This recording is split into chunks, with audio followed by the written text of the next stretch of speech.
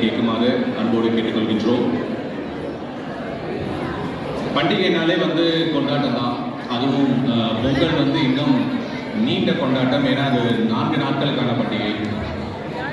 போகியில் ஆரம்பித்து தைப்பொங்கல், மாட்டுப்பொங்கல், காணும் பொங்கல் 4 நாட்கள் தொடர்ந்து விடுமுறை, குடும்பத்தோடு சந்தோஷமாக நேரத்தை செலவிக்கிறதுக்கான நேரம், இதெல்லாம் கிடைக்கிற ஒரு அற்புதமான பண்டிகை பொங்கல். என்னடா இன்னைக்கு தான் இந்தியாவிலேருந்து வந்த மாதிரி பேசிட்டு இருக்கானு யோசிக்காதீங்க. இதெல்லாம் கடந்து வந்த நினைவுகளை பற்றி நான் பேசிகிட்டு இருக்கேன் இப்போ. பட் இங்கேயுமே அதுக்கான வாய்ப்புகள் கிடைக்குது. இப்போ என்னுடைய பர்சனல் எக்ஸ்பீரியன்ஸ்லேயே நானும் ஒரு 4 நாள் கொண்டாடியிருக்கோம். அதாவது முதல் நாள் பொங்கல் அன்னைக்கு வீட்டில் கொண்டாடினது. அதுக்கப்புறம் எங்களுடைய செம்மொழி தமிழ் பள்ளியில் ஒரு பொங்கல் கொண்டாட்டம், அது 2வது. 3வது திருக்குறள் திருவிழாவிலையும் நாங்கள் கொண்டாடினோம். 4வது காணும் பொங்கல் மாதிரி இன்னைக்கு உங்கள் எல்லாரையும் காணுகின்ற வாய்ப்போடு இந்த பொங்கலை நாங்கள் கொண்டாடி கொண்டிருக்கின்றோம். ஏற்கனவே சொன்ன மாதிரி மான்செஸ்டர் பொங்கலுடைய கொண்டாட்டம்னாலே பிபிபி தான். என்னடா 3 பி அப்படின்னு பார்த்தீங்கன்னா ஒன்று நடக்கிற பந்தி இஸ் வெரி ஸ்பெஷல் மான்செஸ்டர் பொங்கலில். 2வது பெர்ஃபார்மன்சஸ், நீங்கள் இவ்வளோ நேரம் நிறைய பார்த்துட்டு இருந்தீங்க. 3வது பட்டிமன்றம். மான்செஸ்டர் பொங்கலுடைய பட்டிமன்றம் என்றாலே உயர்தரம். அது ஏன்னா என்றுமே நடுவர் நாச்சியப்பன் என்பது நிரந்தரம். என்னடா இவங்க நடுவராக உட்காந்துக்கிட்டு அண்ணன் நாச்சியப்பனை பற்றி பேசுகிறாரு யோசிக்காதீங்க. அவரால் வர முடியாத காரணத்தினால இந்த இடத்தை ஃபில் பண்ணுறதுக்காக நான் இங்கே வந்திருக்கேன். இப்படிப்பட்ட ஒரு உயரிய பொறுப்பை எனக்கு வழங்கிய மான்செஸ்டர் பொங்கல் விழா குழுவுக்கு என்னுடைய மனமார்ந்த நன்றிகள். இன்னைக்கு காலைல கூட ஆக்சுவலி நாச்சியப்பன்கிட்ட சொல்லிட்டு இருந்தேன், இந்த சிச்சுவேஷன் நீங்கள் இல்லாதனால எனக்கு கிடைச்ச இந்த வாய்ப்பை பற்றி யோசிச்சுட்டு இருந்தபோது ஒரு கவிதை தோணுச்சு அப்படின்னு. அது என்னன்னா நாச்சி புயல் தமிழகத்தில் மையம் கொண்டுள்ளதால் மான்செஸ்டரில் இன்று மிதமான மழை. அவ்வளோதான். அது அண்ணனுக்கு அனுப்பிச்சிருந்தேன். எனக்கு இப்போ கிட்டத்தட்ட ஒரு சிவகார்த்திகேயனோட ஃபீலிங்கில் தான் இங்கே உட்காந்துருக்கேன். ஏன்னா சின்ன வயசுலேருந்தே நிறைய போட்டிகள் எல்லாம் கலந்துக்கிட்டாலும் இங்கே யூகே அதுவும் மான்செஸ்டரில் குறிப்பாக 2017 வந்தோம். மான்செஸ்டர் மூவ் ஆனது. என்னுடைய முதல் காம்பியரிங் மேடை இதே மேடை தான். இதே மான்செஸ்டரில் நடந்த ஒரு நிகழ்ச்சி, அதாவது மான்செஸ்டர் தமிழ் மன்றம்னு MDM அவங்களுடைய தீபாவளி நிகழ்ச்சியில் தான் முதலாக நான் இந்த மேடை ஏறினேன். அதே மேடையில் இன்னைக்கு நடுவராக உட்காந்துருக்க வாய்ப்பு கிடைச்சது எனக்கு ரொம்ப சந்தோஷமா இருக்கு. இந்த நேரத்தில் எனக்கு இந்த தமிழ் அறிவை ஊட்டிய என்னுடைய தமிழ் ஆசான் அமரர் புலவர் அரங்கன் அவர்களை நினைத்து வணங்குகின்றேன். முக்கியமாக கண்ணதாசன் மீது காதல் வர எனக்கு அவர்தான் காரணம். ஏன்னா யூஸ்வலாக அந்த 7வது 8வதுலாம் படித்த போது பேச்சு போட்டிகள்லாம் போனோம் அப்படின்னா என்னுடைய கமலஹாசன் அரங்கன் அவர்கள் எழுதி கொடுத்துருவாங்க. அதை அப்படியே போய் வாசிச்சு வந்துடும். ஒரு பர்டிகுலர் ப்ரோக்ராம் அதுக்கு போகும்போது அவரால் எழுதி கொடுக்க முடியல.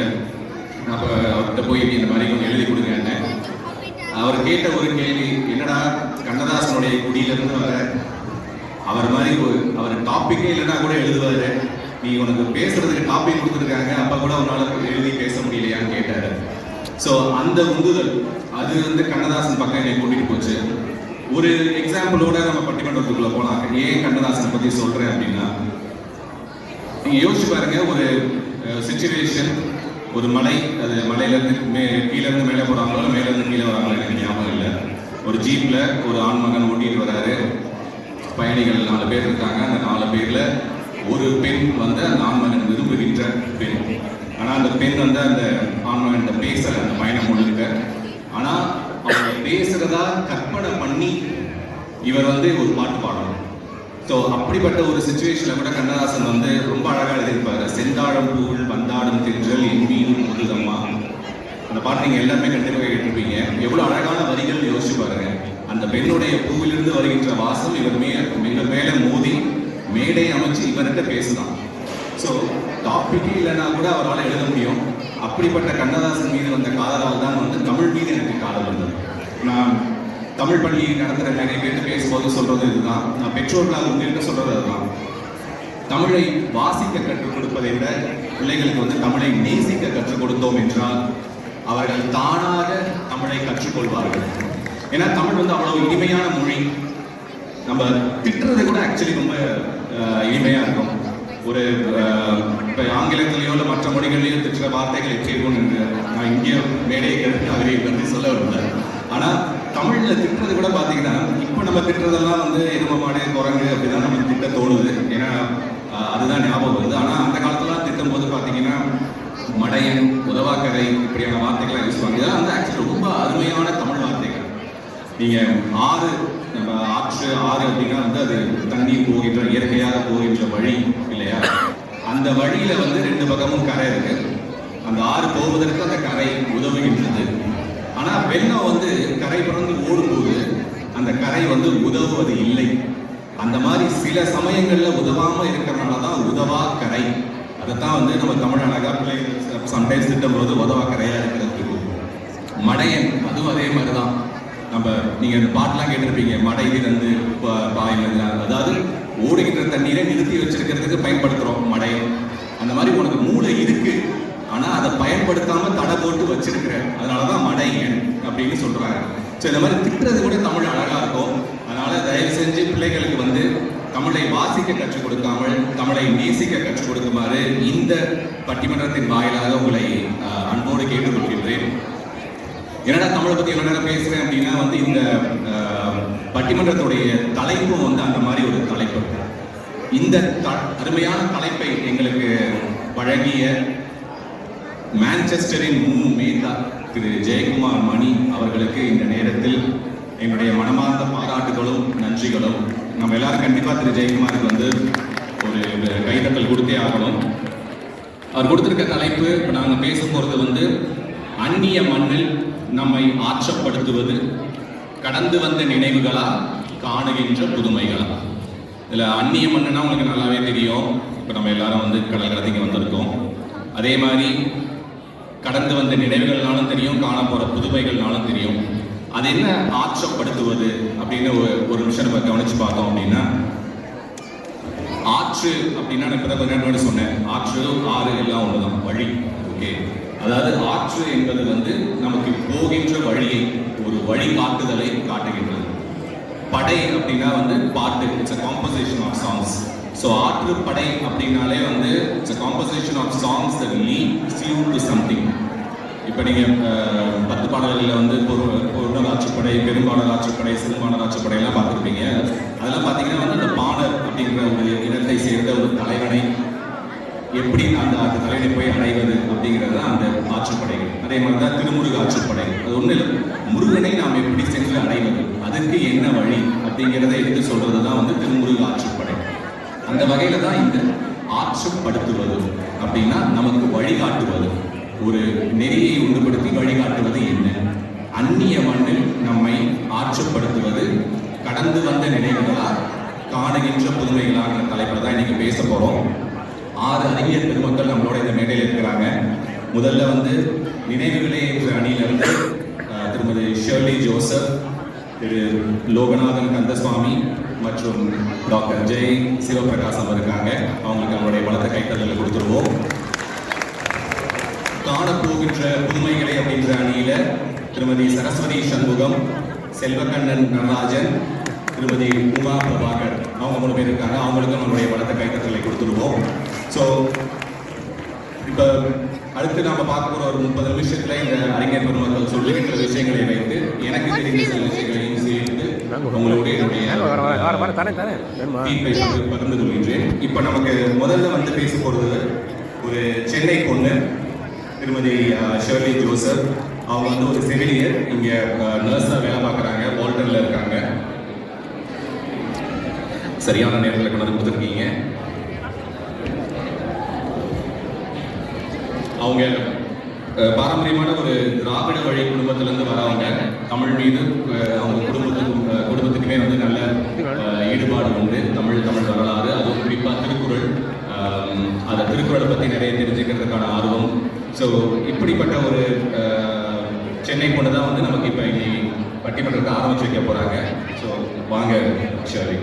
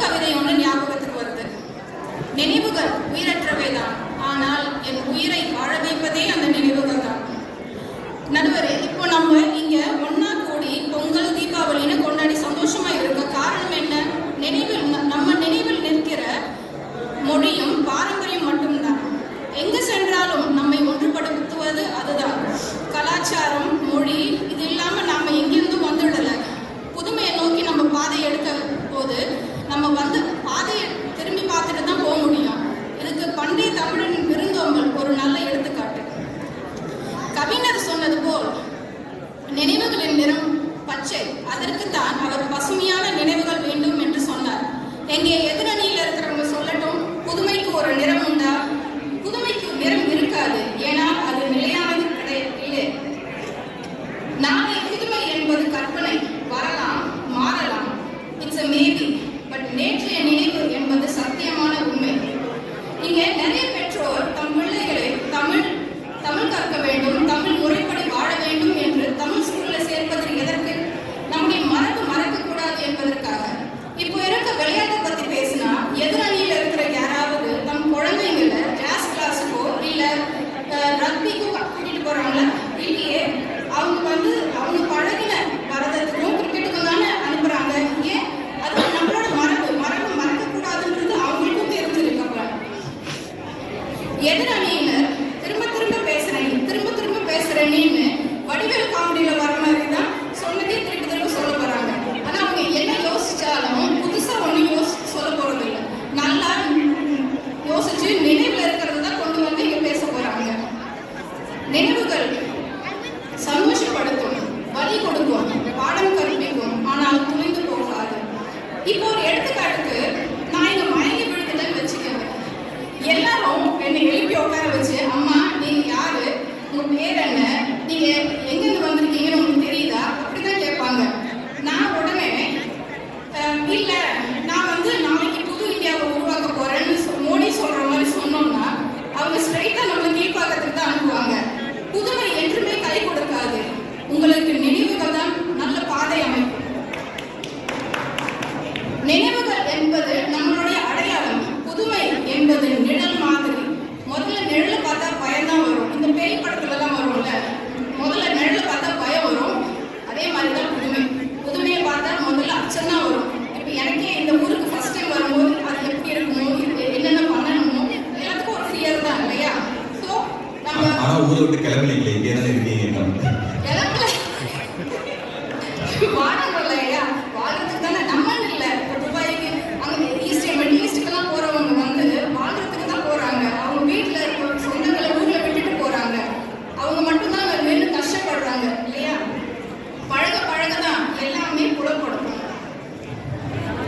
நம்ம ஒண்ணு நல்லா புரிஞ்சுக்கணும். நினைவுகள் என்ற விதை போட்டால்தான் புதுமை என்ற கனவு நிஜமாகும். ஒரு புது கவிதை சொல்லி ஆசைப்படுறேன்.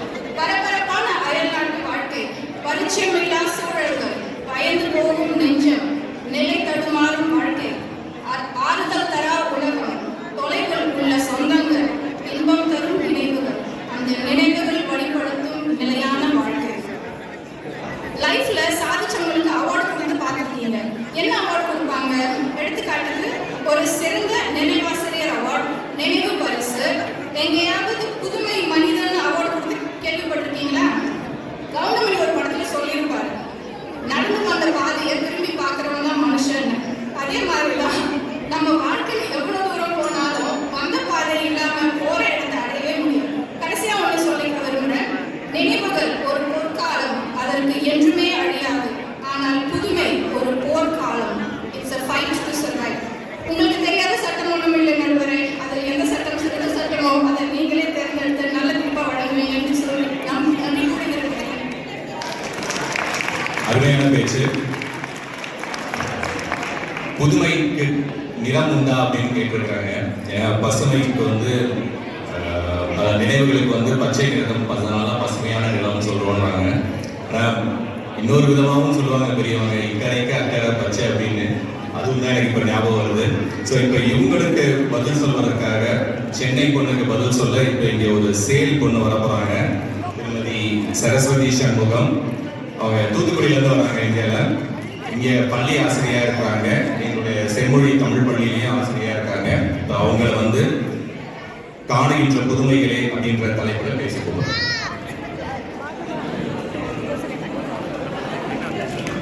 தன் வாழ்வில் எப்போதும் புதுமைகளை ஆதரிக்கும் நண்பர்களே, இரு அணியைச் சேர்ந்த சான்றோர்களே, எடுத்தோடே கவுத்துட்டாங்க. வாழ்வில் என்றும் புதுமைகளை வரவேற்று புது பொலிவோடு இந்த அரங்கை அலங்கரித்துக் கொண்டிருக்கும் என் அன்பு தமிழ் சொந்தங்கள் அனைவருக்கும் என் வணக்கத்தை தெரிவித்துக் கொள்கிறேன். அதாவது ஷெர்லி ஸ்ருதி அக்கா வந்து எப்பயுமே நல்ல முடிவு எடுப்பாங்க, புது முயற்சிகளில் ஈடுபடுவாங்க. இன்னைக்கு என்னன்னே தெரியல, நினைவுகள் பக்கம் போய் உட்கார்ந்துருக்கிறது கொஞ்சம் வருத்தம் அளிக்குது. நினைவுகள் அவங்க நல்லபடியா வச்சிருக்குன்னு சொல்றாங்க, ஒரே இடத்துல நிப்பாட்டி வச்சிருக்குன்னு தான் சொல்லணும். ஏன்னா நினைவுகள் அசை போடுவதற்கு மட்டும்தான். ஒரு தேநீர் இடைவேளை நமக்கு கிடைக்குது, என்ன பண்ணுவோம்? பழைய நினைவுகளை எடுத்துட்டு வந்து கொஞ்ச நேரம் நம்ம இளைப்பாறிக்கிறோம். நினைவுகள் நம்மளை வளர்ச்சி பாதையில் வழி நடத்துமா என்றால் இல்லை. சரி, அந்நிய மண்ணில் நம்மளை இந்த புதுமைகள் எப்படி வழி நடத்துகிறது? இங்க நிறைய புதுமைகள் இருக்குன்னு தான் எங்க அணி பேசுறோம். இங்க என்னென்ன புதுமைகள் நம்மளை வழி நடத்துது? கல்வி, உதாரணத்துக்கு நம்ம கல்வி எடுத்துக்கிறோம். குழந்தைகள் ஆரம்ப பள்ளிகள்ல படிக்கிறாங்க, புத்தக சுமை இல்லை, படிக்கும் அந்த கஷ்டம் தெரியாமல் படிக்கிறாங்க.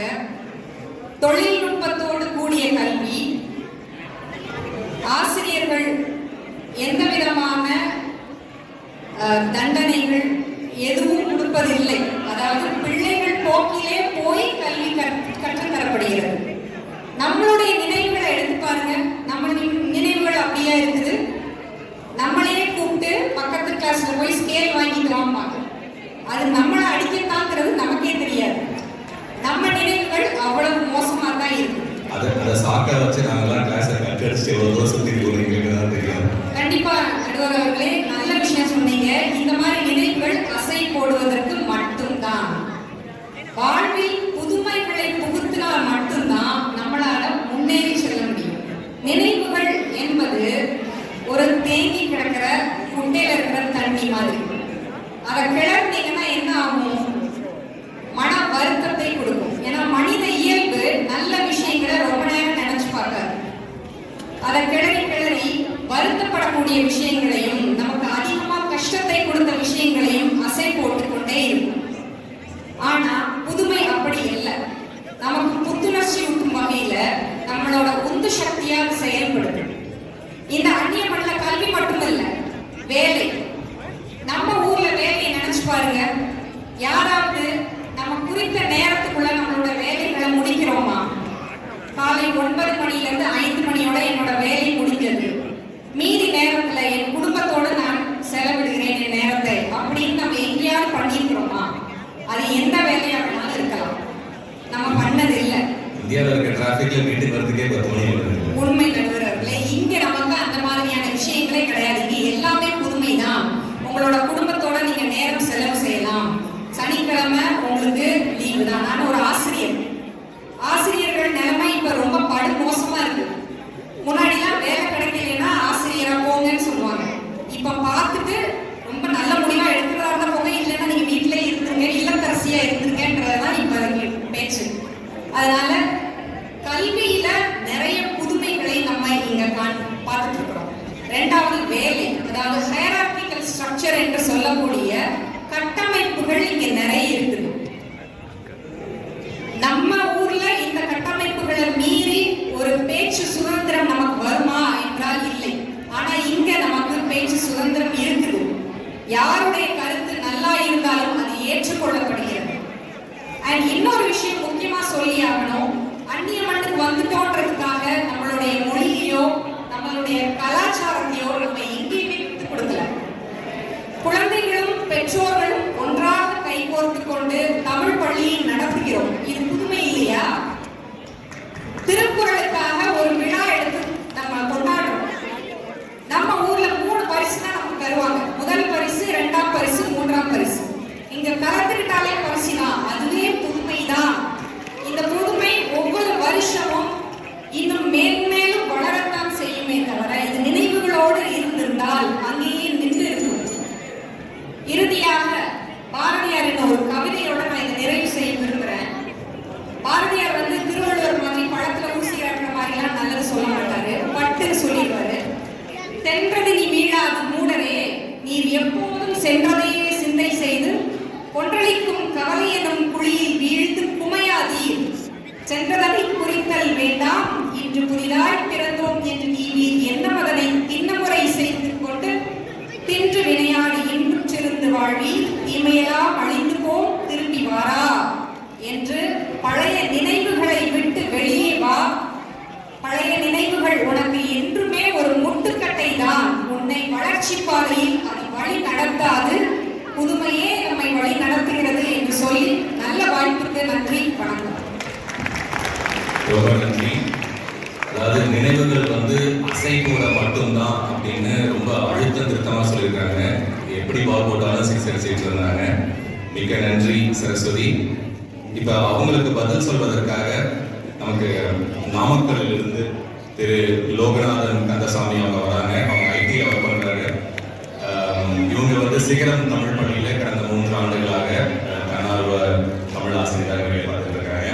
ஸோ இன்னைக்கு இவங்க வந்து இல்லை நம்ம கடந்து வந்த நினைவுகள் தான் நம்மை வழி நடத்துதுன்னு சொல்ல வராங்க. திகரம் தொட்ட செம்மொழியாம் என் வாழ்வில் அமிர்தமாய் அகரமாய் என் அன்னை தமிழுக்கு முதல் வணக்கம். சபையவருக்கு தமிழ் வணக்கம், அதுவருக்கு சிறப்பு வணக்கம். நான் என் பேச வந்து ஒரு சின்ன பாட்டு ஆரம்பிக்கலாம் இருக்கேன். கண் போன போக்கிலே கால் போகலாமா, கால் போன போக்கிலே மனம் போகலாமா, மனம் போன போக்கிலே மனிதன் போகலாமா, மனிதன் வந்த பாதையை மறந்து போகலாமா. எவ்வளவு அருமையா சொல்லியிருக்காங்க. இந்த 3 பேர் உட்கார்ந்து சொல்லிட்டு இருக்காங்க, நம்ம கடந்து வந்து நினைவு நம்மை வெளிப்படுத்தாது அப்படின்னு. இங்க எல்லாருக்கும் இந்த குழந்தைங்களாம் பார்த்துட்டு இன்சைட் அவுட்னு படம் வந்துச்சு பாத்தீங்களா? அதில் பார்த்தீங்கன்னா ஒரு குழந்தை இருக்கும். அந்த குழந்தையோட ஒரு செயல்பாடுகளும் ஒவ்வொரு மூவும் அதனுடைய நினைவுகளை வச்சு தான் வந்து மூவ் பண்ணுவாங்க. அதனால ஒரு மனிதன் அவனோட அடுத்த ஒரு நகர்வுகளும் அவனுடைய நினைவுகள் தான் அவனை நின்றுது. இப்போ பார்த்தீங்கன்னா அனுபவமே ஒரு சிறந்த ஆசான் அப்படின்னு சொல்லிட்டு நம்ம முன்னோர் நிறைய பேர் பேசியிருப்பாங்க, கேட்டிருப்பீங்க. அதே தான் நம்ம செய்யற ஒவ்வொரு செயலும் ஒரு அடுத்து வைக்கிற ஸ்டெப்பும் வந்து நம்ம அனுபவத்தை வச்சு தான் எடுக்கணும். நீங்கள் நிறைய புதுமைகளை பார்க்கலாம், நிறைய புதுமை செய்யலாம். ஆனால் புதுமைகளை நீங்கள் எப்படி செய்கிறீங்க? உங்களுடைய அனுபவத்தை வச்சு உங்கள் நினைவுகளை வச்சு தான் நீங்கள் செய்கிறீங்க. இப்போ காலையில் எழுந்திரிச்சோடனே ஒரு பண்டிகை நாள் என்ன பண்ணுறீங்க? எந்திரிச்சோடனே நீங்கள் பாட்டுக்கு வந்து கேஷ் வாங்க போகிறீங்களா? இல்லை எந்திரிச்சோடனே கோயிலுக்கு போகிறீங்க, சாமி கும்பிட்றீங்க. அதுதான் நம்மளை வந்து எப்படி வழிநடத்தணுன்றது நம்ம நினைவுகள் தான் சொல்லுது. பானை என்ற புதுமை நம்ம சொல்கிறது இல்லை. இப்போ வந்து நடுவராகவே இப்போ வந்து எங்களே கேட்குறோம், நமக்கு மகிழ்ச்சியான தருணம் என்ன அப்படின்னு சொல்லுவீங்க.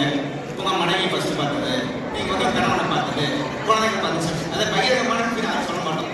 அதே மாதிரி தான் இவங்க சகோதரி சரஸ்வதி அழகாக பேசுகிறாங்க. நீங்கள் சொல்லுங்கள், தன்மையை பார்த்ததை விட உங்களுக்கு ஒரு மகிழ்ச்சியான தன்மை இருக்க முடியுமா? இருக்காது வாழ்க்கையில். உங்களால் மறுக்கவும் முடியாது. அதனால் நம்ம நினைவுகள் தான் எப்பயுமே நம்ம மகிழ்ச்சிப்படுத்தும். எப்படி நீங்கள் மகிழ்ச்சியாக இருக்கிறீங்களோ அப்போ தான் ஒரு செயலை செய்யறதுக்கு உங்களுக்கு ஒரு தன்மைக்கு கிடைக்கும்.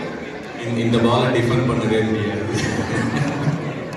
அதே மாதிரி வள்ளுவன் தன்னை உலகிலேயே தந்து வாழ்ப்புகளுக்குள்ள தமிழ்நாடு. அப்படிப்பட்ட தமிழ்நாடு வந்து நம்ம கர்வமாக சொல்லிக்கிறோம் தமிழ்நாடு. அப்படிப்பட்ட வள்ளுவர் என்ன கொடுத்துருக்காரு? திருக்குறள், உலக பொதுமுறை என்ன கொடுத்துருக்காரு? ஒரு மனிதன் எப்படி வாழ வேண்டும், எப்படி அவன் வாழ்க்கையில் ஒரு செயலும் செய்ய வேண்டும் அப்படின்னு தெளிவாக கொடுத்துருக்காரு. அப்படிப்பட்ட இடத்துல வந்துட்டு பழமையில ஒன்றும் கிடையாது, நினைவுகள் ஒன்றும் கிடையாது, புதுமைகள் தான் இப்போ நடக்குது அப்படின்னு சொல்லிட்டு 3 பேர் சொல்லிட்டு வந்துருக்குறாங்க.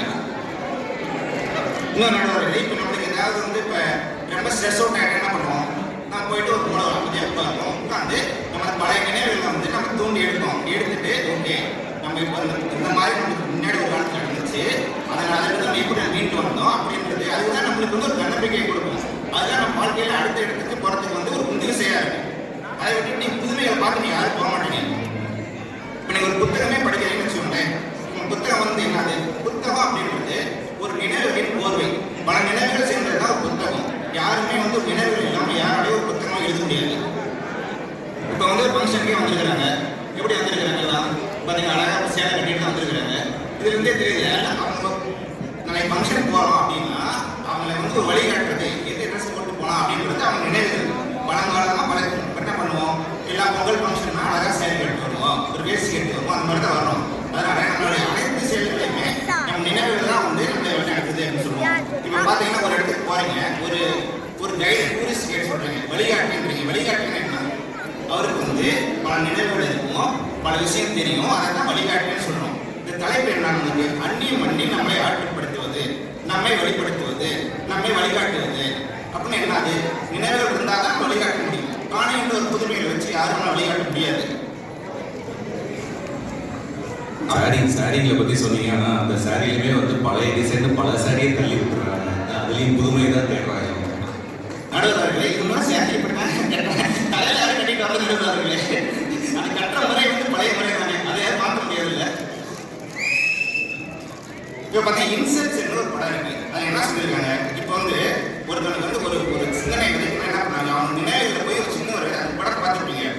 எனக்குமே வசதி முடியல, 10 நாள் பார்த்ததுன்னா புரிஞ்சுது. என்ன பண்ணாங்க, அவனோட கனவுக்குள்ள போயிட்டு அவன் மைண்ட்ல ஒரு சின்ன ஒரு நினைவு கதைப்பாங்க.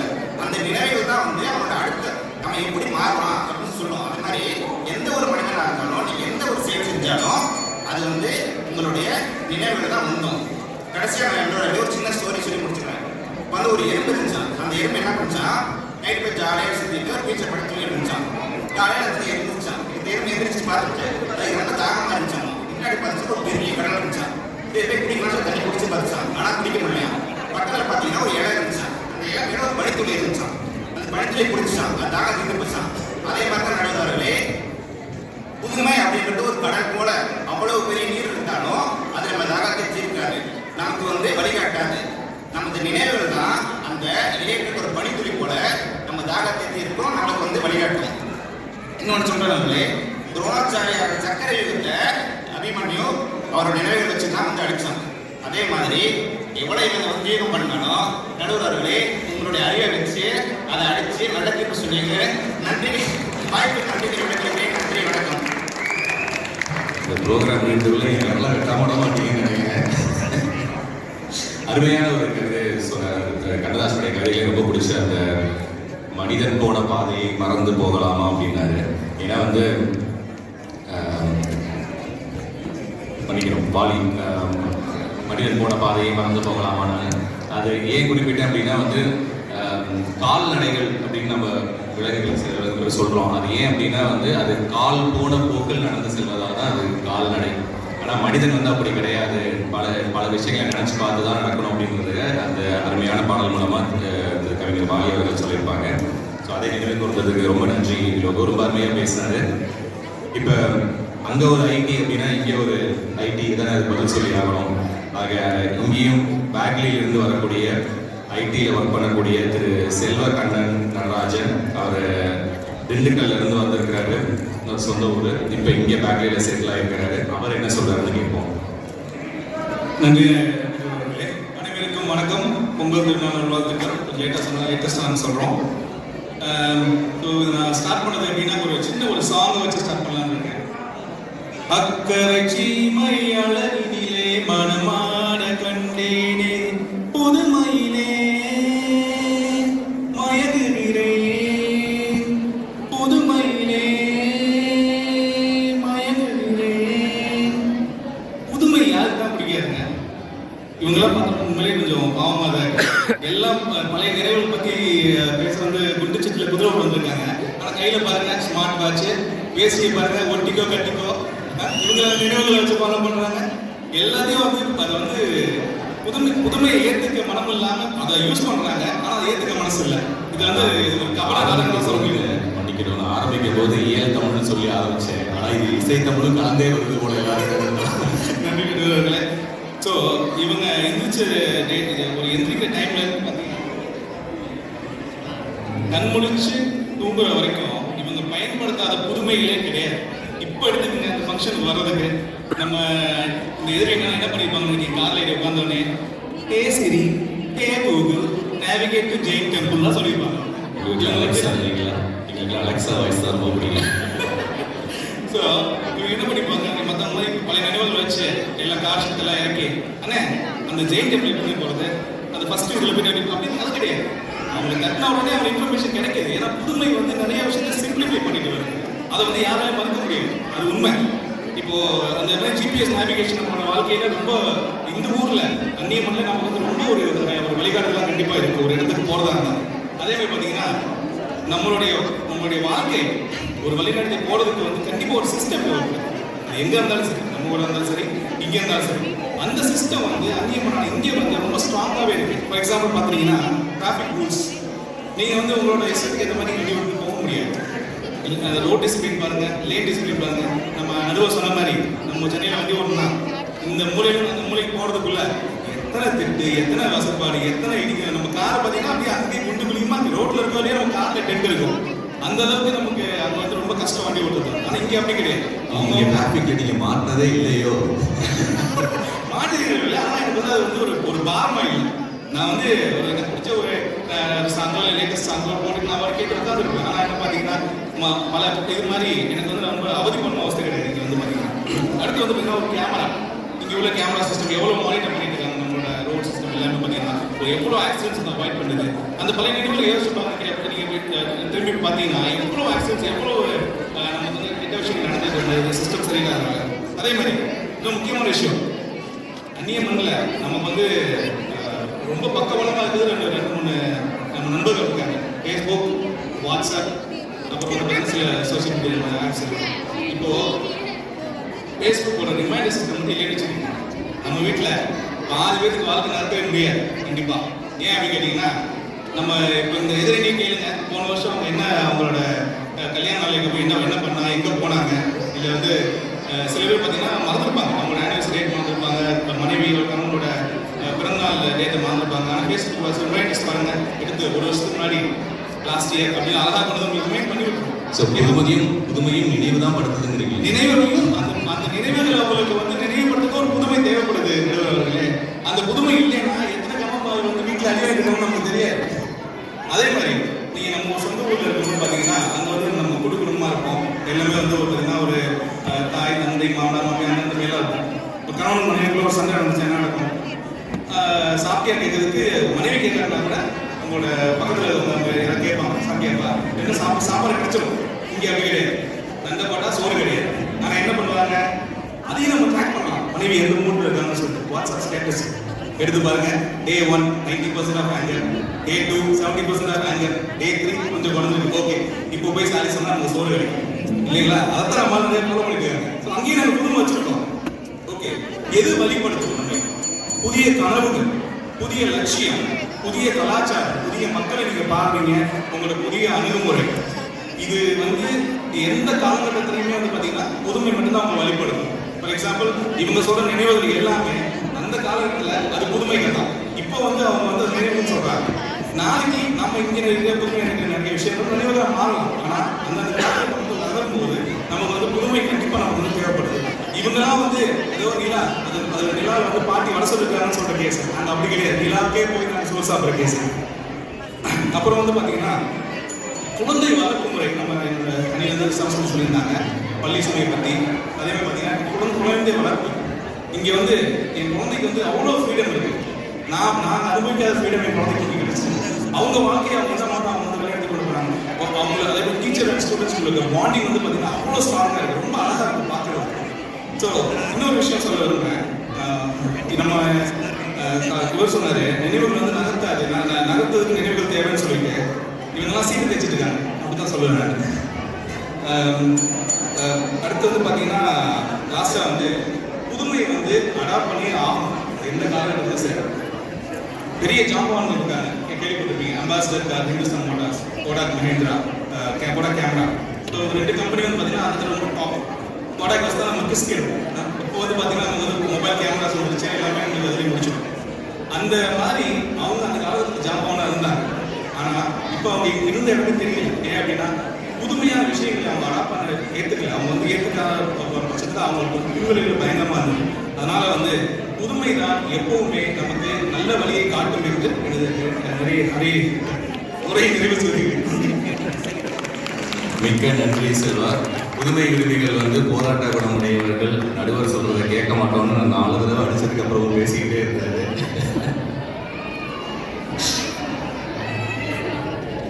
ஆமா, ஓகே. இப்போ செல்வாவுக்கு பதில் சொல்வதற்காக நினைவுகளை அணியிலிருந்து நிறைவு பேச்சாளராக டாக்டர் ஜெய் சிவபிரகாசம். இவர் ஒரு மயக்கவியல் நிபுணர். கல்லூரி காலத்தில் வாய்ப்பை மயக்க ஆரம்பிச்சவர், இன்னும் எல்லாரையும் மயங்கிட்டே இருக்கிறாரு. இங்கே செம்மொழி தமிழ் பள்ளியிலையும் ஆசிரியராக இருக்காரு, ட்ரஸ்டியாக இருக்காரு. அது போக அசல் எஃப்எம் இந்த மாதிரி சில எஃப்எம் சேனல்ஸ்லையும் அருமையான சில நிகழ்ச்சிகளை இருக்கக்கூடியவர். இப்போ அவரை வந்து நிறைய பேச்சாளராக நினைவுகளை என்று அன்னைக்கு பேச ஆரம்பிக்கிறேன். தைத்திருநாள் என்றாலே புத்திக்கும் பொங்கல், புத்தாடை, கொண்டாட்டம் என்று கடந்து வந்த நினைவுகளை நிஜமாக்கி கொண்டிருக்கும் விழா அமைப்பாளர்களே, ஐயா சாலமன் பாப்பையாவை நம் கண்முன்னே கொண்டு வந்து நிறுத்திக் கொண்டிருக்கும் நடுவர் பழனியப்பன் அவர்களே, இப்பதான் தலையில முடியலாம் கொண்டு கவலைப்பட்டு அதுக்குள்ள பாப்பையாவே கொண்டு போயிட்டீங்களே. அன்புடன் பிறப்புகளே, உங்களோட பொங்கல் நல்வாழ்த்துக்களும் வணக்கம். எதிரணியில் 2 பேர் ரொம்ப அருமையாக பேசியிருக்காங்க. என்ன தலைப்பை ரொம்ப அழகாக ட்விஸ்ட் பண்ணி பேசிட்டு போயிருக்காங்க. நம்ம செல்வா வந்துட்டு பேச ஆரம்பிச்சாரு. ஒரே ஃபோனு, வாட்ஸ்அப்பு, டெக்னாலஜி, ஆப்பு. கேட்ட கேள்வி என்ன? நம்மை வழி நடத்துவது அயல்மண்ணில் என்ன? சரி, உங்க லாஜிக் இப்படியே வச்சுக்கோ சார். ஃபோனு இல்லாமல் நம்மளால் இருக்க முடியாது, ஆப் இல்லாமல் இருக்க முடியாது, கூகுள் இல்லாமல் இருக்க முடியாது. இருக்கட்டும், அடிக்கிறதுக்கு ஸ்வெட்டர் இல்லாமல் இருக்க முடியாது. ஸ்வெட்டர் நம்மளை வழிநடத்துகிறது. தூங்குறதுக்கு ஜமக்காலம், பெட்ஷீட்டு, தலைகாணி இல்லாமல் இருக்க முடியாது. தலைகாணி நம்மளை வழிநடத்துகிறது. வச்சுக்கலாமா? என்ன லாஜிக் பாஸ் நீங்க. அடுத்து இவங்க வந்தாங்க, சரஸ்வதி. கல்வியை பற்றி அவங்களுக்கு என்னன்னு தெரியல, நீங்க மாட்டுப் பொங்கல் ஞாபகம் வந்துடுச்சுன்னு நினைக்கிறேன்.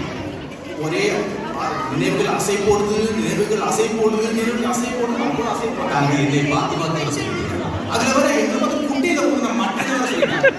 இதெல்லாம் திட்டுறாங்க. எப்படி திட்டுறது?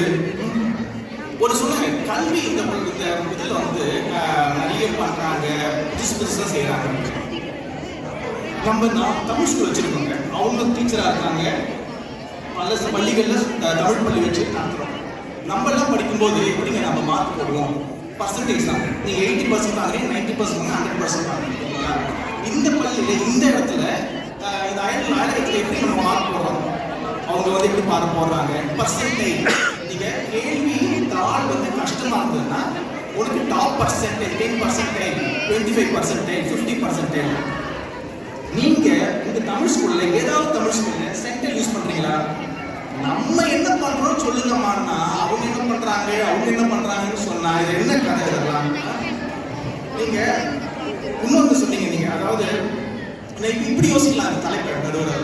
அதாவது நம்ம பொதுவாக மக்கள் வந்து 3 தளத்துல நம்ம இயங்குவோம் எல்லாருமே. அதாவது தனி மனிதனா, குடும்பத்துல ஒரு உறுப்பினரா, சமுதாயத்துல ஒரு அங்கமா. இப்போ இந்த 3த்துல எது நம்மளை வழி நடத்துகிறது? இந்த கேள்விக்கு நம்ம பதில் கிடைச்சாலே நம்ம இந்த தலைப்புக்கு பதில் கிடைச்சோம். முதல்ல சமுதாயமா நம்ம என்ன பண்றோம்?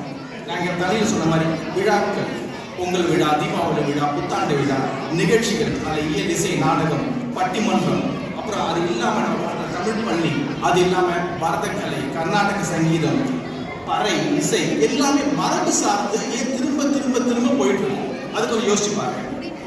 சமுதாயமா இன்னொரு விஷயம் நம்ம இந்த மேன்செஸ்டர்ல நம்ம பண்ணிட்டு இருக்கிறது சிவன் கோயில் கட்டுறது. எத்தனையோ நண்பர்கள் மிகப்பெரிய முயற்சி எடுத்து சிவன் கோயில் கட்டுறதுக்கு முயற்சி பண்ணிட்டு இருக்காங்க. இது புதுமையா பண்ணணுன்றதுக்காகவா, இல்ல நம்ம தென்னிந்திய முறைப்படி நம்ம ரசிச்சு பார்த்து அனுபவிச்ச கோயில மேன்செஸ்டர்ல கட்டணும் அந்த நினைவு நம்ம தூண்டிய ஆசையா? இது நீங்க யோசிக்கணும். ஜெய், நீங்க ட்ரஸ்டியா நம்ம தமிழ் ஸ்கூல் நிகழ்ச்சியெல்லாம் நடத்தும்போது முதல்ல கேட்கறது இந்த வருஷம் என்ன புதுமையா பண்ணலாம் அப்படின்னு கேட்குறீங்க. அதாவது புதுமையா இங்க என்ன பண்ணலாம்னு கேட்கிறோம். ஆனா அந்த புதுமை வந்து நம்ம நினைவுல என்னெல்லாம் இருக்கோ அதை தூண்டிட்டு வந்து சொல்ல வராங்க. 2வது விஷயம் வந்து குடும்பத்துல, அதாவது நம்ம பிள்ளை வளர்ப்பை பத்தி திரும்பி சொன்னாங்க. நீங்க எல்லாம் நிறைய இது பண்றோம். அவங்க எங்க சரியில கேட்ட மாதிரி தான். நம்ம முதல்ல பசங்களை எந்த ஸ்போர்ட்ஸ்ல கொண்டு போய் விடுறோம்? கிரிக்கெட், ஃபுட்பால், டென்னிஸ், அது நம்மளுக்கு அதெல்லாம் தெரியும். அது இல்லாமல் புதுசா லாக்ரோஸ், இது ரக்பின்னு கொண்டு போய் விடுறோமா? இன்னொன்று யோசிச்சு பாருங்க. இந்த ஒரு ஆங்கிலேய பையன் வந்து நம்ம வந்து பார்க்கும்போது எப்படி பேர் சொல்லி கூடுவான்? ஜெய், உமா, அப்படிதான் கூப்பிடுவான். நம்ம பசங்க இவங்க எப்படி கூடுவோம்? என்னோட பையன் வந்து எப்படி கூப்பிடுறான்? பேலன்ஸ், சரஸ்வதி ஆண்டி அப்படிதான் கூப்பிடுறான். அப்படிதான் நம்ம வச்சிருக்கோம். நம்ம இப்போ வீட்டில் எல்லாருமே சண்டை தாங்க. தினைக்கும் சண்டை, அப்பப்போ சண்டை போட்டோம்னா நம்ம வந்து என்ன பண்ணுவோம்? நீங்க சொன்னீங்க சார் ஆப் வச்சு அதை யோசிச்சு ChatGPT what do I do now அப்படின்னு கேட்குறீங்களா? இல்லை எத்தனை தமிழ் படம் பார்த்துருக்கோம் அப்படின்னு ஒரு ஃப்ளவர் போக்கே பிடிச்ச ஸ்வீட்டை வாங்கிட்டு போயிட்டு நம்ம சாரி கேட்குறோமா? ஒரு தனி மனிதன் எடுத்துப்போம். தனி மனிதனுக்கு வந்து நம்ம எல்லா டைம்ல சந்தோஷமா இருக்கிறதில்ல, நிறைய டைம்ல மன அழுத்தம் இருக்கும். அப்போ எதை நம்ம யூஸ் பண்ணி அந்த மன அழுத்தத்தை வெளியில வர நம்ம முயற்சி பண்ணுறோம். பழைய கேட்ட பாடல்கள், நம்மளுக்கு பிடித்த ரசித்து பார்த்த பல நகைச்சுவை காட்சிகள், நம்மளுக்கு பிடிச்ச படித்து ரசித்த புத்தகங்கள், இதெல்லாம் நம்மளை வந்து அந்த மன எழுத்து வெளியில் கொண்டு வர நம்மளுக்கு உதவுது. நம்ம எல்லாரும் இங்கே செட்டில் ஆகிறோம். ஆனால் பல அயல் நாடுகளில் கூலி வேலை செய்து ரொம்ப கஷ்டப்பட்டு நிறைய குடும்பங்கள், நிறைய தோழர்கள் இருக்காங்க. இப்போ அவங்களாம் என்ன வந்து வழிநடத்துதுன்னு நினைக்கிறீங்க? புதுமையாக இல்லை. அவங்க ஊரில் விட்டுட்டு வந்த மனைவி ஒரு சேலை வாங்கி கொடுக்கணும், பையனுக்கு ஒரு பைக்கு கேட்டால் அவங்க அதை வாங்கி தரணும், தங்கச்சிக்கு கல்யாணம் பண்ணணும். இந்த நினைவுகள் தானே அவனை வழி நடத்தி கொண்டு போயிட்டு இருக்கு. இறுதி சொல்லி முடிச்சுக்கிறாங்க. நடுவர் ஊரில் குடும்பத்தை விட்டு நீங்கள் சந்தோஷமாக இருப்பாங்க. இப்படி சொல்லி முடிச்சுக்கிறேன் நடுவர்களே. ஏன்னா நீங்கள் பெல் அடிச்சீங்க, இதுக்கு மேலே நீங்கள் பெல்லால் அடிப்பீங்கன்னு தோணுது. அதாவது 6 நாளே வழி நீங்கள் சொன்னீங்க. அதாவது நம்ம வாழ்க்கையும் 6 மாதிரி தான். ஆற்றுல வெள்ளம் அடிச்சுட்டு போகும்போது மரம், மட்டை, செடி, கொடி எல்லாம் அடிச்சுட்டு போகும். அந்த மாதிரி வாழ்க்கையிலையும் நிறைய புதுமைகள் வந்து இப்படி தான் வந்துட்டு போயிட்டே இருக்கும். ஆனால் அந்த ஆறு போன பாதையில் அது என்ன நினைவில் இருக்கும், அந்த பாதையெல்லாம் திரும்ப திரும்ப ஓடிக்கொண்டு. அதே போல நம்ம வாழ்க்கையும் திரும்ப திரும்ப நம்ம நினைவுகளில் என்ன யோசிச்சுட்டு இருக்கோமோ அந்த பாதையில தான் நம்ம போயிட்டு இருக்கோம்னு சொல்லி நல்ல வாய்ப்புக்கு நன்றி கூறி விடைபெறுகிறேன். நன்றி, வணக்கம். அருமையான பேச்சு. கூகுள் இருந்தாலும் கூகுளில் என்ன தேடும் அப்படின்ற ஒரு கேள்வியை கேட்டிருக்கிறாரு. ஸோ அவங்களுக்கு பதில் சொல்வதற்காக நிறைவு பேச்சாளராக திருமதி உமா பிரபாகர், இவங்க ஒரு போல்டு லேடி. இவங்க பார்க்கும்போதெல்லாம் எனக்கு வந்து பாபநாசம் படத்தில் வர ஐபிஎஸ் கீதா பிரபாகர் தான் ஞாபகம் வருவாங்க. பப்ளிக் ஸ்பீக்கிங் நிறைய பண்ணக்கூடியவங்க, dance and fitness enthusiast as well. இங்கே வாட்ஸ்லேருந்து வந்திருக்கிறாங்க. ஸோ அவங்க வந்து இப்போ புதுமைகளை என்ற அணியுடைய நிறைவு பேச்சை இப்போ நம்ம கொடுக்க போகிறாங்க. பட்டிமன்ற நடுவர் அவர்களுக்கும் பொங்கல் தின விழாவை கொண்டாட வந்திருக்கும் அனைவருக்கும், புதுமைகளே என்று பேச வந்திருக்கும் என் அணியினருக்கும், எதிரணியில் இருக்கும் பூமர் அங்கிள் அண்ட் ஆண்டிஸ்க்கும் என் நடுவர்கள் நான் ஃபர்ஸ்டே சொல்லியிருந்தேன். இவங்கெல்லாம் என்னமோ நாங்கள்லாம் கலாச்சாரம்னா கிலோ என்ன விலை, பார்சல்னா ஒரு 1/2 கிலோ பார்சல் கொடுங்கன்னு சொல்ற மாதிரியே பேசிட்டு இருக்காங்க. சும்மா சும்மா பண்பாடுனா என்ன தெரியுமா, கலாச்சாரம்னா என்ன தெரியுமா அப்படின்னு இவங்களே இதெல்லாம் குத்தகைக்கு எடுத்து வச்சிருக்கிற மாதிரி பேசுறதுனால தான் இவங்களெல்லாம் கொஞ்சம் நாங்கள் பூமர் அப்படின்னு சொல்றோம். அந்நிய நாட்டில் நம்மை வழி நடத்துவது கடந்த கால நினைவுகளா, காணும் புதுமைகளா அப்படின்னு பேசுறப்போ எதை நோக்கி வாழ்க்கையை வழி நடத்துறோம் அப்படின்ற ஒரு கேள்வி இருக்கு. அதை யோசிக்கணும்ல. பொதுவா பார்த்தோம்னா மகிழ்ச்சி, வெற்றி, முன்னேற்றம் கிட்டத்தட்ட எல்லாமே இந்த 3 கேட்டகரிக்குள்ள வந்துடும் அப்படின்னு வச்சுக்கலாம். மோஸ்ட்லி வந்துடும் தானே. அப்போ இந்த 3ஐ நோக்கி நம்ம வாழ்க்கையை வழி நடத்தும் போது கடந்த கால நினைவுகள் தான் வழி நடத்துதுன்னு இவங்க சொல்றது எப்படி இருக்குன்னா, வண்டி ஓட்டும் போது பின்னாடி திரும்பி பார்த்துட்டே வண்டி ஓட்டுற மாதிரி இருக்கு. பின்னாடி திரும்பி பார்த்துட்டே வண்டி ஓட்டினா எதிரில் வர பாதையும் பார்க்க முடியாது, அதோட அழகையும் ரசிக்க முடியாது. கடந்து வந்த பாதை மாதிரியே எதிரில் இருக்கிற பாதையோட குண்டு குழிலாம் அப்படியே இருக்கணும்னு அவசியம் இல்லை. அது கண்டிப்பா மாறிதான். அழகை ரசிச்சுட்டே ஒரு நாள் ஆபத்து தானே இருக்குங்க. அதனாலதான் பார்த்து ஓட்டணும். அட்லீஸ்ட் பார்க்குற இடத்துக்கு போகலாம்ல. நீங்க பின்னாடி எப்படி இங்க வந்தோம்னு பின்னாடி திரும்பி பார்த்துட்டே போறதுனாலதான் உங்களுக்கு கொஞ்சம் ஆக்சிடென்ட்டும் ஆகும், அடிப்படை தான் செய்யும். இது எதிரில் வர பாதையோட தப்பா, பின்னாடி பார்த்துட்டே வர வண்டி ஓட்டுற உங்க தப்பா? உங்க வண்டியில ரிவர்ஸ் கியரே இல்லையோ? அப்போ கடந்த கால நினைவுகள்லாம் நமக்கு சந்தோஷத்தை கொடுக்கலையா, அதுல இருந்து நம்ம எதுவுமே கத்துக்கலையா அப்படின்னு கேட்டா கண்டிப்பா கத்துக்கணும், கண்டிப்பா சந்தோஷம் கொடுக்குது. ஆனா இன்னைக்கு நம்ம அயல்நாட்டில் இருக்கும்போது அதெல்லாம் எவ்வளவு ரெலவெண்டா இருக்கு அப்படின்னு பார்த்தோம்னா அது கொஞ்சம் நம்மளே யோசிக்க விடுது. மாற்றம் ஒன்றே நிலையானது அப்படின்னு இருக்கிறப்போ நீங்க கடந்த கால நினைவுகளையே நினைச்சிட்டு இருந்தா எப்படிங்க முன்னேற முடியும்? பருவத்தோடு ஒட்ட ஒழுகல் திருவினை தீராமை ஆக்கும் கையில்னு வள்ளுவர் அன்னைக்கே வந்துட்டு ட்ரெண்டுக்கு வாங்க, காலத்துக்கு ஏற்ற மாதிரி உங்க செயல்களை மாற்றுங்க, அப்படி பண்ணீங்கன்னா உங்க செல்வம்லாம் உங்க கிட்ட இருந்து போகாம இருக்கும்னு சொல்லிட்டாரு. நீங்க அவர் சொல்றதும் கேட்க மாட்டேங்கிறீங்க, நாங்க சொல்றதும் கேட்க மாட்டேங்கிறீங்கன்னா இப்போ நம்ம எல்லாம் இந்தியாவுக்கு ஏதோ ஒரு ரீசனுக்காக பல வெளிநாட்டுகள்ல நம்ம எல்லாம் வந்து இருக்கோம். அப்படி இருக்கும்போது ஏதோ ஒரு காரணத்துக்காக நம்ம ஒரு ஆசை, ஒரு எக்ஸ்பெக்டேஷன் நம்ம எல்லாமே இருக்கும். ஒரு சராசரி குடும்பத்துல இருந்து நம்ம பார்த்தோம்னா நமக்கு பொதுவா என்ன ஒரு ஆசை இருக்கும்னா, நம்ம வந்து நம்மப்பட்ட கஷ்டங்கள் எதுனா இருந்தா அதெல்லாம் எதுவுமே நம்ம குழந்தைங்களுக்கு வரக்கூடாது. நமக்கு எதுனா வாய்ப்புகள் தவறப்பட்டிருந்தா அந்த வாய்ப்புகள் எல்லாமே நம்ம குழந்தைங்களுக்கு அமைச்சு கொடுக்கணும் அப்படின்ற ஒரு ஆசையில தான் நம்ம வந்து வெளிநாட்டுக்கு நடுநடுவில் டிஸ்ட்ராக்ட் ஆகி உங்களுடைய கடந்த கால நினைவுகள், இளமை கால நினைவுகளோட அளவுகோலை வைத்து இன்னைக்கு இருக்கிற நாட்களை, சந்தோஷத்தை எடை போட பார்க்குறீங்க. உங்களுக்கு பாட்டி தாத்தா கிட்ட கதை கேட்டது சந்தோஷமா இருக்கும். ஆனா இன்னைக்கு ட்ரெண்ட் பாட்டி தாத்தா குழந்தைங்க கிட்ட இருந்து எப்படி ஃபோன் யூஸ் பண்றது, டெக்னாலஜி யூஸ் பண்றதுன்னு கத்துக்கிறாங்க. உங்களுக்கு சைக்கிள்ல போனது சந்தோஷமா இருக்கலாம். ஆனா நீங்க 5 டிகிரி மான்செஸ்டர் குளிர்லையா சைக்கிள்ல போனீங்க. அதனால இன்னைக்கு எப்படி இருக்கு அப்படின்றத யோசிச்சு நம்ம வாழ்க்கையை வழிநடத்துறதுன்றது ரொம்ப முக்கியம். இன்னொன்று ஒரு முக்கியமான விஷயம் சொல்லிக்கிறேன். இளமை கால நினைவுகள், கடந்த கால நினைவுகள் தான் வழிநடத்துதுன்னு சொல்றவங்களுக்கு, நீங்க ஒரு கையில உங்க இளமை கால நினைவுகளை வைத்து சந்தோஷப்பட்டு இருக்கீங்க, அது ஒரு பக்கம் இருக்குது. இன்னொரு கையில உங்க நெக்ஸ்ட் ஜெனரேஷன் புதுசு என்ன, அடுத்தது என்னன்னு பார்த்து ஃபார்வர்ட் திங்கிங்ல ஓடிட்டு இருக்காங்க. ரெண்டு சைட்ல இருக்கும்போது கண்டிப்பா ஜெனரேஷன் வரும். உங்க வாழ்க்கையை சந்தோஷமாகவும் முன்னேற்றத்தோட வாழ்வது மட்டும் நம்ம ரெஸ்பான்சிபிலிட்டி இல்லைங்க. நம்ம நெக்ஸ்ட் ஜெனரேஷன் கூடவும் இங்க டிராவல் பண்ணணும். அவங்களுக்கான கஷ்டத்தை, சவால்களை, புதிய வாய்ப்புகளை முதல்ல நாம ஃபர்ஸ்ட் புரிஞ்சுக்கணும். இருக்கிற job opportunities, day to day life ஸ்கில்ஸே மாறிடுச்சு. Social skills, emotional skills, communication skills அப்படின்னு எல்லாமே மாறி வரப்போ இன்றைய காலகட்டத்துக்கு தேவையானதை நாம ஃபர்ஸ்ட் நம்ம குழந்தைகளுக்கு சொல்லிக் கொடுக்கணும். ஜாதி, மதம், ஊரு, நாடு, நிறம் அப்படின்னு எந்த வேறுபாடுமே இல்லாம பல மனிதர்களிடம் பழகும் வாழ்க்கை இன்னைக்கு நமக்கு இருக்கு. இவ்வளவு நம்ம போன இடத்துக்கேவா ஹாலிடே போறோம். ஒரு வருஷமும் புதுசா தானே பண்றோம். வருஷம் புதுசா என்ன பொங்கல்ல பண்ணலாம், புதுசா என்ன பொங்கல்ல பண்ணலாம் அப்படின்னு கேட்டுட்டு இருக்காரு.